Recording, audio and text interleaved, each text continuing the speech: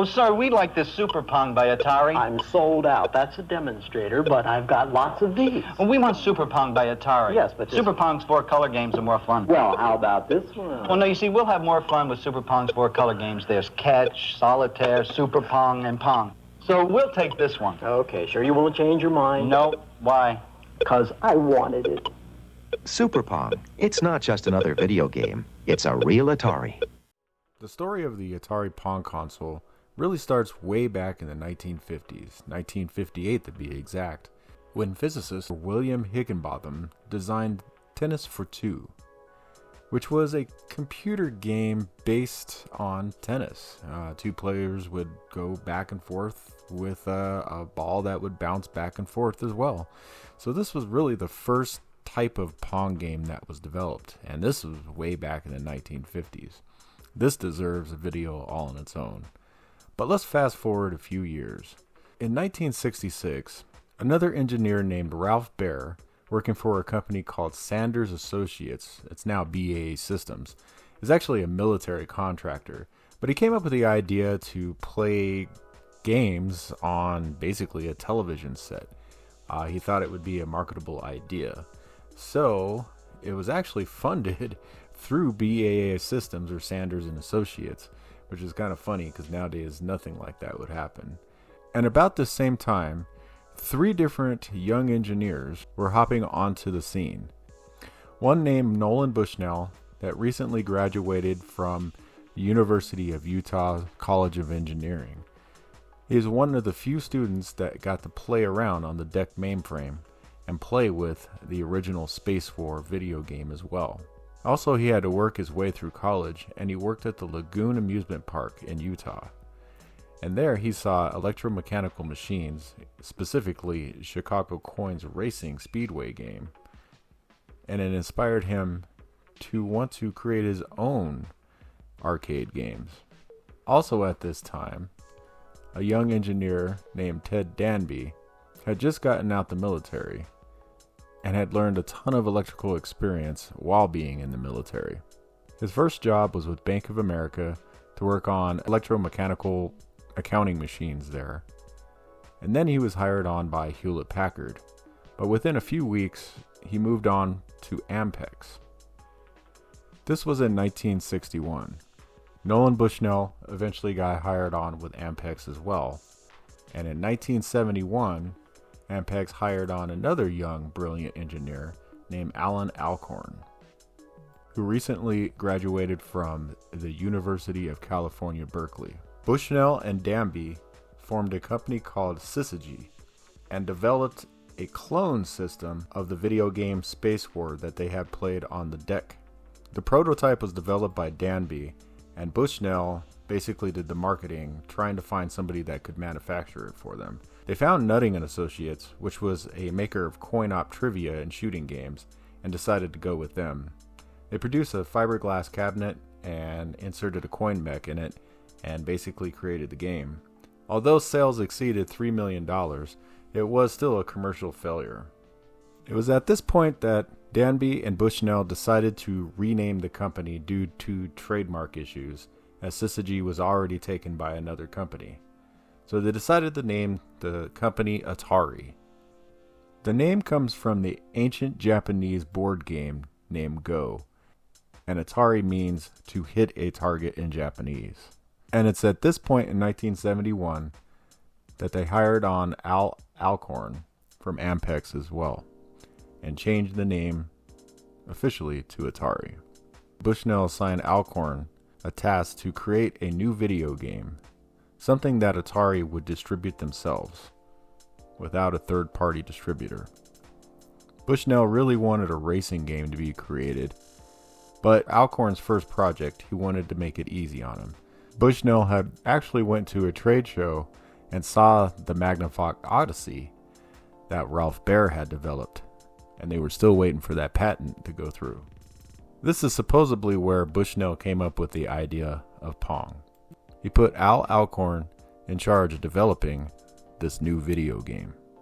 After Alcorn developed the circuitry, he bought a Hitachi black and white television and put it into a cabinet that they just built, basically, and wired it all together. They put the prototype into Andy Capp's Tavern in August of 1972, and within a week and a half, the owner of the tavern had called and said that they were having problems and the game wasn't working. They came down expecting the circuitry or something to be broke, and what the problem was, it was just jam-packed full of quarters, and Atari knew they had a success on their hands. It was at this point that Bushnell wanted to develop the system into a home video game console. This is when Atari hired engineer Harold Lee to work with Al Alcorn. They took Alcorn's design and turned it into an IC form, basically making a Pong on a chip. This minimalized the circuitry and really brought the cost down to the consumer. At the time of its release, the Atari Pong on a chip, or the chip itself, was the highest performing chip used in a consumer product at the time. So now Atari had developed the system, but they needed to find a distributor for it. Atari had seen that the Magnavox Odyssey had an ad in the Sears catalog.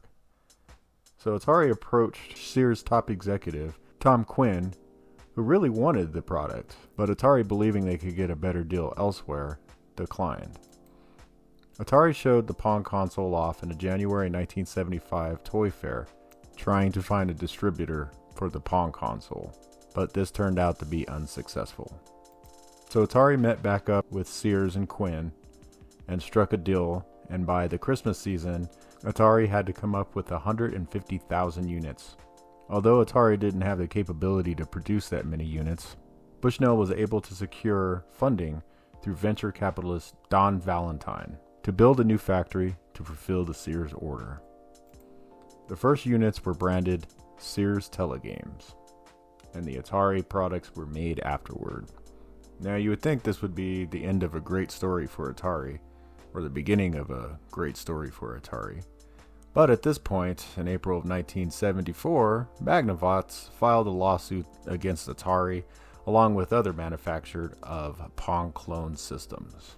Ralph Baer and Magnavox were saying that Atari had infringed on their trademark, which had finally went through in 1973. In fact, in court, Bushnell did not deny that he had saw the Odyssey, and stated, "The fact is that I absolutely did see the Odyssey game, and I did not think that it was very clever." Atari settled out of court for an approximate payment of $1.5 million made payable in 8 installments, and Magnavox obtained the rights to see full information on Atari products publicly announced over the next year. And if history serves correct, this is why the VCS was pushed back an additional few months before it was released, so Magnavox wouldn't get information on it. Atari went on to sell many more iterations of the Pong console as well, including Pong Doubles, Super Pong, and later consoles like Video Pinball. But the original Pong console that debuted in 1975 sold little over 150,000 units. It was completely discontinued by 1978 and was the Kickstarter for Atari Incorporated. Attention shoppers, the new Atari cartridge game is in. Excuse me. Uh-oh, George again.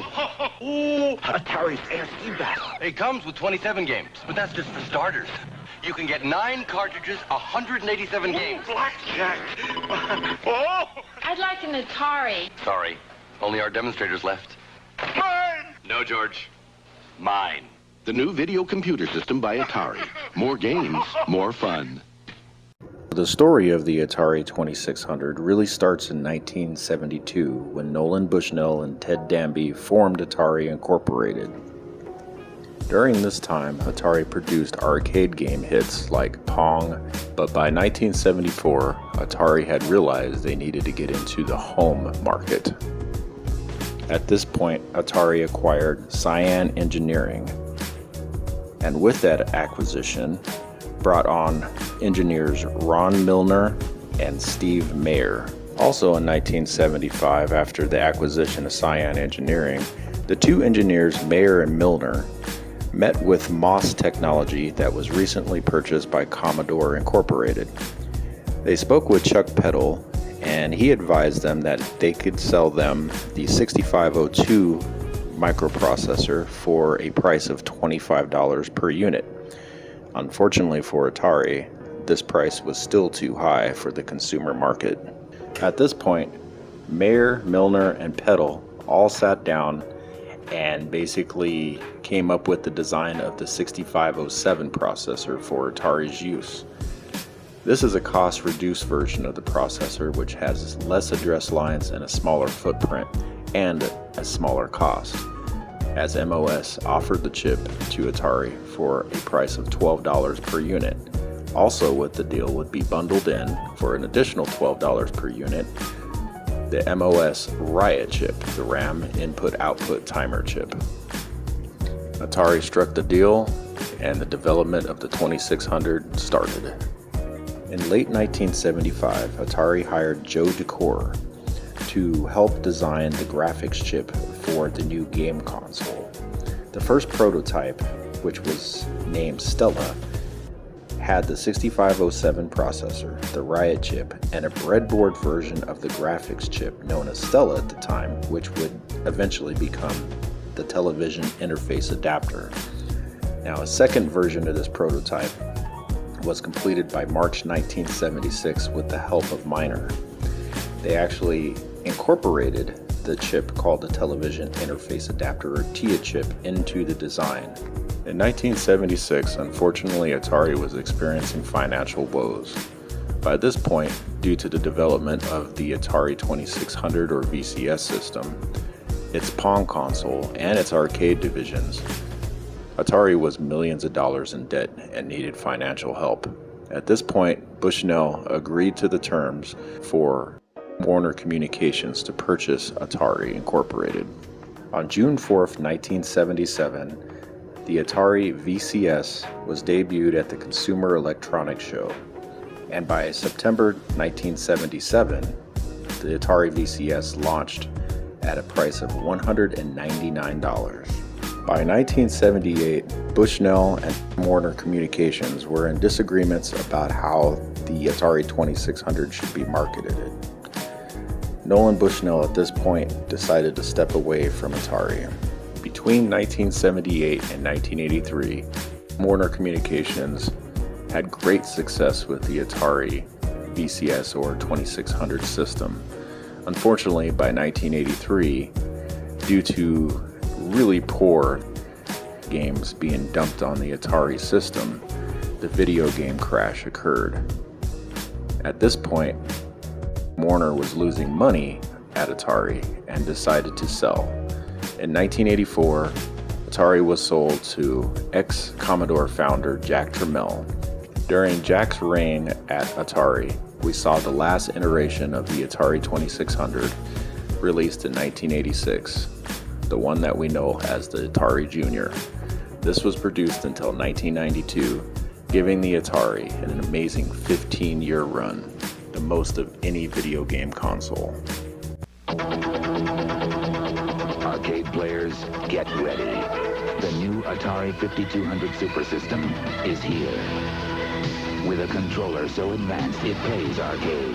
Graphics so real it looks arcade. With arcade hits you can't play on any other system. No other home video system can touch it. The new Atari 5200 Super System. It's as good as you are, maybe even better. Next time. In late 1977, Atari had already been purchased by Warner Communications. The story of the 5200 starts after that. Nolan Bushnell was still with the company, and Warner Communications had already started the successor of the 2600, and there was actually talks of them discontinuing it. Bushnell disagreed with this, and along with other issues that he had with Warner Communications, he decided to leave the company. That's how I'm going to tell it. Warner would probably tell it a different way, but I'm taking Bushnell's side of this story. Warner started development of the successor to the 2600, but 1977 is known as the year of the personal computer revolution. This is the year that the Apple II, Commodore PET, and the TRS-80 launched, bringing the personal computer to many homes and businesses. Atari had seen this and wanted in on the lucrative personal computing market, so instead of developing the next video game system, they used the technology to develop the Atari 8-bit line of computers. Now at this time, the only real competition that Atari had was the Fairchild Channel F, the Bally Astrocade, and the Magnavox Odyssey 2. But fast forward a couple years, and Mattel had released the Intellivision in 1979, and in 1982, Coleco released the ColecoVision, both of which had add-ons that could play the Atari 2600 cartridges and had superior graphics to the 2600. Atari knew that they had to do something, and they unshelved the console prototype from 1978. They developed it into the Atari Video System X, which a few prototypes were actually made. The name was changed to the Atari 5200. The 5200 was officially launched in November of 1982. Atari had released a decently powerful video game console to compete with the Coleco and Intellivision. However, the timing was completely wrong. The controllers were horrible, and the games were just the same old arcade ports like on the Atari 2600. And it wasn't backwards compatible with the 2600, nor was it compatible with the 8-bit line of computers. And because of this, consumers just couldn't justify the cost of buying a new game console for the same old games, but with a little bit better graphics, and of course it had the bad reputation for the controllers as well. After its release, it did sell a few units, but it did not meet Atari's sales expectations. Atari had even gone as far as designing a slim version of the Atari 5200 called the Atari 5200 Junior or the 5100. However, since sales were slow, this project was canceled. A few of those prototypes do exist, and they're out there in the wild as well. And then in 1983, the video game crash came, and sales of the system plummeted, along with the sales of the Atari 2600. Atari discontinued the 5200 in May of 1984, giving it a lifespan of only 18 months. And shortly after this, Warner Communications sold Atari to Jack Tramiel. The 5200 just sold over 1 million units. Although it was a powerful machine, it was not a success for Atari. Atari just reinvented the video game with this, the Atari 7800. Incredible, huh? So powerful it plays like the best arcade game with real joysticks, right? So advanced it plays super games, computer games no other video game system ever played. Just look at these. It even plays all Atari 2600 games. Great, huh? Hey, oh, the new Atari 7800. We reinvented the video game. The story of the Atari 7800 starts in 1982. After the release of the Atari 5200, Atari was already getting complaints from consumers that the system was not that great. Controller issues, no backward compatibility with the 2600, and most of the games were the same arcade ports that were already on the 2600. Sales figures supported this, as the system was not selling well. Atari knew it had to come up with a new video game system to compete with the ColecoVision. But after Warner Communications took over the company from Nolan Bushnell, most of the brilliant engineers that Atari had left. So for the first time in Atari's history, they had to outsource a company to design their new game system. Right about this time, a small startup company named General Computer Corporation was making arcade mods for popular arcade machines. One of which was Super Missile Attack, a mod of Atari's Missile Command. Atari got wind of this and sued General Computer Corporation for copyright infringement. But once Atari saw the mods, they cut a deal with GCC to hire them to produce the mods under Atari's name. They also had them start developing arcade games for Atari as well, such as Food Fight and Quantum. Then Atari had them start development on the then called Atari 3600 video game console. It was to be backwards compatible with the 2600 and have arcade quality graphics that can compete with the ColecoVision. Development started in 1983 and was ready for production in 1984 with the launch of 15 titles, a high score cart, and it even had a keyboard accessory. It was renamed the Atari 7800 Pro System. But Atari was going through its own changes. The video game crash started in 1983 and with it took a lot of profit out of the gaming industry. Atari was at the heart of it due to so many bad games being released on the 2600. Warner Communications knew this and they wanted out. In 1984, Atari's consumer division was bought out by former Commodore president Jack Tramiel. It was Jack's decision to cancel the Atari 7800 project and shelve it due to the gaming consoles not being profitable after the crash, and Atari focused more on its computer division. Fast forward a couple years to 1986. With the release of Nintendo's NES and seeing how successful it was, Trammell decided to unshelf the Atari 7800. Unfortunately for Atari, by this time the system was outdated and really was not a competitor to the NES or the Sega Master System. The system wasn't that successful, selling just over 100,000 units in 1986, far below what Nintendo had sold. A total of 57 games were released for the system. It was discontinued in 1992, along with the 2600 and the 8-bit line of computers. This is the Nintendo video game system. It plays only cartridge games. This is the new Atari XE system. It plays cartridge and disc-based games. Disc drive sold separately, and only Atari comes with a real joystick. Both have guns, but only Atari comes with the target game Bug Hunt. Nintendo has a toy robot, but only Atari gives you a keyboard for playing advanced computer games. It even comes with the amazing Flight Simulator 2 cartridge. The new Atari XE video game system. Unbeatable. The story of the XEGS starts way back in the 1970s. Nolan Bushnell had sold Atari to Time Warner Communications in 1976 to help pull Atari out of its financial bind. In 1977, Atari started development of a new 8-bit game console. As popular as the Atari 2600 was, it was underpowered, and Atari knew this. The top executives at Atari saw how successful the personal computer market was becoming with the release of the Commodore PET, Apple II, and the TRS-80. In fact, 1977 is known as the year of the personal computer because of this. The top brass at Atari took the technology from the 8-bit game system that was being developed and turned it into the Atari 8-bit line of computers, the 400 and the 800. Nolan Bushnell and most of the engineers at Atari saw this as bad marketing and started to leave Atari at this point. Fast forward a few years to the early 1980s.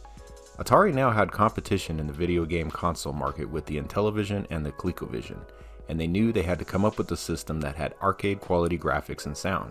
They reverse-engineered the Atari 8-bit computer into a game console that we all know as the Atari 5200. In essence, the 5200 is an Atari 8-bit computer under the hood, but Atari made it so it was incompatible with the 8-bit computer carts, did not support a floppy or cassette drive, nor was it backboard compatible to the 2600 without the additional 2600 add-on. Along with the horrible analog controllers and the same arcade ports that were already on the 2600, consumers just didn't buy the system. It was right about this time in 1983 that the video game crash started, diminishing the video game market and making it unprofitable.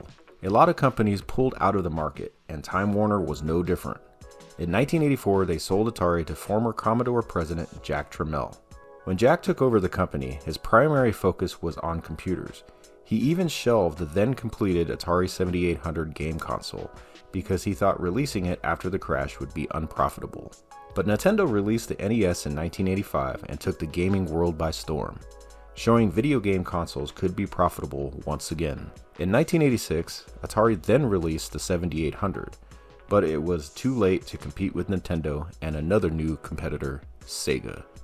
After seeing that the 7800 was not going to be the success they thought it would be, Atari had to come up with something quick to try to compete in the market. They went back to the hybrid console computer idea that they had with the 5200, but this time it would be compatible with the 8-bit carts, support drives, and have a keyboard, light gun, and even have BASIC on the ROM. It was marketed as a video game console that could be expanded to a full-blown computer. So Atari started development of the Atari XEGS. The XEGS is really a redesigned Atari 65 XE computer that was made to be a standalone video game console. The system was as powerful, if not more powerful, than either the NES or the Sega Master System. Atari thought they had a hit on their hands. The shell of the system was designed to fit the times, a radical case and fluorescent colored buttons along with the Buck Rogers styled light gun. It also had a redesigned detachable full QWERTY keyboard. But the reality of the system is far different than what it appeared. Atari made these systems as cheap as they could to get rid of the 8-bit component inventory, getting ready to discontinue the 8-bit computer systems, making way for the 16-bit line of ST computers. These systems are plagued with issues because of this. From failing system ROMs, cold solder joints, bad RAM, and MMU issues, the system was starting to get a bad reputation. Initial sales of the unit looked good, selling out of the 100,000 units that they made during the Christmas season, but sales slumped afterward as the build quality issues started to pop up. Also by this time, most people already had an NES or a Sega Master System. Atari supported the XEGS until 1992, when it was discontinued with the 2600, 7800, and the Atari 8-bit line of computers. The Atari XEGS had a 5-year lifespan from 1987 to 1992. It sold over 100,000 units and is considered to be the last 8-bit computer Atari produced. Or was it a console? You guys be the judge. To master Kazumi Ninja and to defeat the evil ninja Gyaku, you need razor-sharp reflexes, superior strength, and a really good cheat sheet with all the death moves. Kazumi Ninja only on the 64-bit Jaguar. Yeah! The story of the Jaguar actually starts in the mid-1980s with 4 different companies: Atari, Commodore, Sinclair, and Flair Technologies. Commodore's longtime president, Jack Tramiel, jumped ship from Commodore to Atari in 1984. At this point, Tramiel focused on selling the existing inventory of Atari products and creating a new line of computers capable of competing with Apple's Macintosh, the Atari ST. In the late 1980s, Tramiel wanted to design a new series of video game consoles for Atari. This is where Sinclair and Flair Technologies comes into play. Flair Technologies was part of Sinclair, and they started designing a new computer called the Loki. Unfortunately for Flair, the Loki didn't pan out and was cancelled. Flair Technologies was headed by Martin Brennan, Ben Cheese, and John Matheson. Flair started working with Amstrad and developed a system called the Flair 1. The Flair 1 was intended to be a home computer or video game console, but the chipset was actually used in arcade game cabinets for quiz machines. Eventually, the chipset was further developed into the Connex multi-system prototype. This was also cancelled, but caught the eye of Jack Tramiel through its technological capabilities. In 1989, Jack Tramiel contacted Flair Technologies and made a deal to buy Flair Technology and turn it into part of Atari, calling it Flair 2. Tramiel asked them to create a 32-bit and 64-bit game consoles based off of the Flair 1 technology that was used in the Kinect. They started work on both the 32-bit, which was the Panther, and the 64-bit Jaguar consoles. Work on the Jaguar console proved to be going a lot faster, advancing further, so the Panther project was cancelled. In 1993, the Jaguar was unveiled at the Chicago Consumer Electronics Show. Also, there was a test launch of the Jaguar, which saw all of the 20,000 units that were shipped be sold. Atari at this point thought that they had a big hit on their hands. Jaguar was launched on November 23, 1993, at a price of $249.99. Most of the games were not very popular, but there were a few games that were good. Tempest 2000, Doom, Wolfenstein 3D, Alien vs. Predator were all released in '93 as well. But as the consoles were starting to sell and people started buying and playing games, one thing came to the forefront. Gamers realized that games did not look like they were on a 64-bit system, and even as low as 16-bit, but most likely 32-bit quality. Consumers started questioning whether the Jaguar was a true 64-bit system.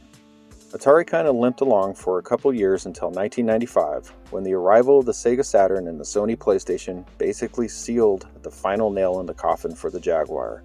But we'll take a quick pause here, and I just want to let you know that there were a few peripherals that were designed for the Jaguar, one being the Pro Controller, giving it additional buttons for fighting games. Then there was the JagLink, which was a network device to connect Jaguars together to be able to play games together. And then, in 1995, they released the Jaguar CD and memory track module. But unfortunately for Atari, this was not enough to save the Jaguar, and by late 1995, rumors started circulating that the Jaguar was going to be discontinued in April of 1996. Atari agreed to merge with JTS Incorporated, and on July 30th of that year, the merger was completed. After the merger with JTS, most of the Jaguar inventory remained unsold and was moved to a private liquidator called Tiger Software in 1996. And in 1998, JTS sold the Atari name and all of its Atari properties to Hasbro, marking the end of Atari as we all knew it after 26 years. Now, a funny tidbit of information about the Atari and JTS is that they ended up selling the console shells to a dental imaging company where they went ahead and produced an imaging machine using the shells of the Atari Jaguar. Unfortunately, only a few of these were produced as technology changed and the company used different products. So that kind of brings us to the end of the Atari Jaguar story. However, I did want to say in 1998 the Jaguar became an open source system, and with many great homebrew games that have been made for the Jaguar. In fact, the homebrew games tend to be a little bit better than the original Jaguar games that were released by Atari. So if you ever have a chance to check out the homebrew scene on the Jaguar, it's excellent. Now, the Jaguar did not have a very long lifespan. It started in 1993 and was discontinued in 1996, selling less than 150,000 units in total, and being the very last video game console made by Atari. Well, at least the Atari that we all grew up with. Game over, man. It's game over.